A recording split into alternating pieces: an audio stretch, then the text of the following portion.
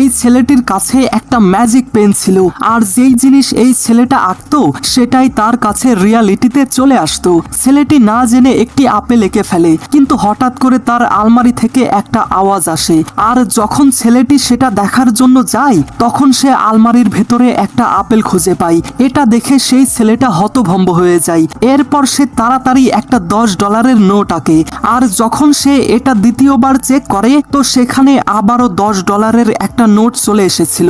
ছেলেটি এই নোটটি পেয়ে অনেক খুশি হয়ে যায়, আর ছেলেটি মনে মনে ভাবে সেই দিন আর বেশি দূরে নয় যেদিন সে আম্বানিকে লোন দেবে।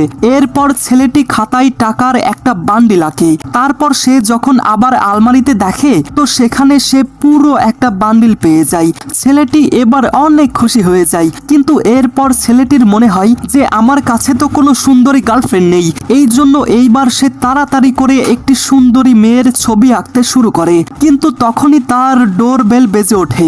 এই জন্য সে খাতা এবং কলম সাইডে রেখে চলে যায় চেক করার জন্য, কিন্তু যখন সে আবারও ভেতরে আসে তখন একটা ভয়ঙ্কর জিনিস দেখতে পায়। আলমারির ভেতর থেকে একটি হাত বাইরে আসছিল।